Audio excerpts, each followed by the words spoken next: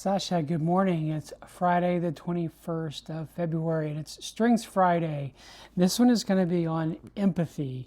So this is one where I really have to rely on what we have written because I don't have it very high. It's pretty low for me. So I used to always joke that, unless you're lost a limb, you're bleeding or you're dying, I don't necessarily relate to it. So here's a little bit about what empathy is. People exceptionally talented in empathy can intuitively sense the emotions of the individuals and groups around them. So emotions, we used to always say, right, that if the Army wanted me to have emotions, they would have issued them to me, and they didn't, so I guess I don't need them. Not the best technique, but just saying that that's sort of how I've dealt with emotions, which is not obviously good.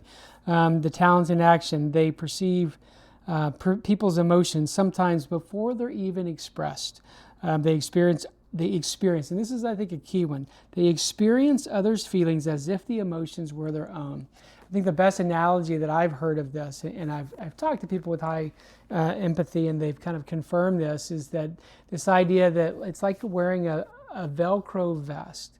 And when you have very high empathy, it's almost like every time someone walks by you, they just sort of stick their emotion on you.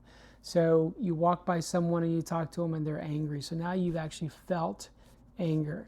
And someone else is disappointment. So now you've felt disappointment. Now I can understand and hear and even acknowledge, discouragement, disappointment, anger, all those things, but I don't really feel them. Like I don't experience the emotion like someone with high empathy will.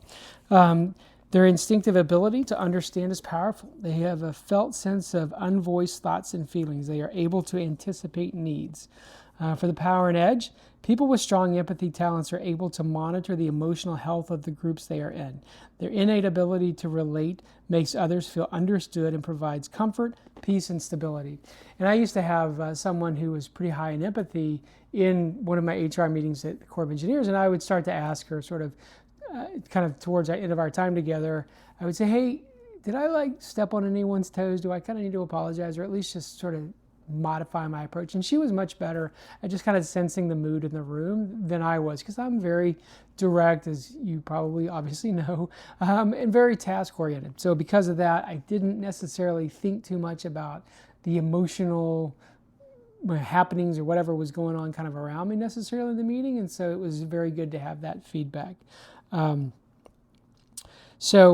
This one lies probably, I would sort of guess, most likely in your kind of middle range. It is possible that your strengths go all the way down to empathy, and you would have to answer that question yourself, whether or not you feel like, no, I really do have strong empathy talents, or if, in fact, no, we're kind of now into what we align the auxiliary talents. Now, these are ones, and I think I've probably mentioned this before, think of them as like tools in a tool belt, right? So I don't need a screwdriver every time, but when the problem requires a screwdriver, I've got a screwdriver, pull it out, use it, and I put it back.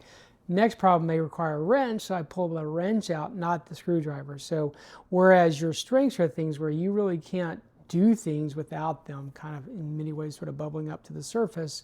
In this case, empathy may be one where you can sort of turn on and turn off. Like when you want to get engaged and you really want to lean into someone, you may have some empathy talents here where you're really able to sort of feel and really be empathetic towards someone. And then you may also be able to kind of turn it off a little bit, especially like when you're in the military and you need to get things going and you can tell that someone's upset, but like, hey, the mission has to happen. You got to be kind of careful how you do that because you don't want to squash anyone, but it is something that, the ability to turn this one on and turn it off may actually be very good for you. So I'd be very interested to hear from you. Maybe have a conversation where you feel like this one falls out for you. Is it still a strength? Are we still in what you would consider your signature talents, your signature strengths? Or do you think like we've probably now hit this middle range where we're talking kind of tools in your tool belt? And again, they can be powerful. They can be things that you can definitely improve on. There are things that you can do very well in. They're just probably a little bit of a notch down from your signature strengths, where things that you just really can't turn off. All right. Have a great weekend this weekend. Hope you get some rest. Love you.